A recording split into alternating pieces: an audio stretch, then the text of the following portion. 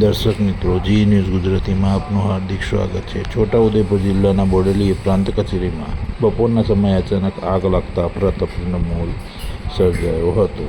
આગ લાગતા કચેરીમાં હાજર કર્મચારીઓ અને અરજદારો દોડધામ મચી હતી। ઘટનાની જાણ થતાં ફાયર બ્રિગેડની ટીમ તાત્કાલિક સ્થળ પર પહોંચી આગ પર કાબૂ મેળવવાની કામગીરી હાથ ધરી હતી। પ્રાથમિક માહિતી મુજબ આગ લાગવાનું કારણ હજુ સુધી સ્પષ્ટ થયું નથી। સદનસીબે કોઈ જાનહાનિના અહેવાલ નથી। આગના કારણે કચેરીના દસ્તાવેજો અને સામગ્રીને નુકસાન થયાની આશંકા વ્યક્ત કરવામાં આવી છે।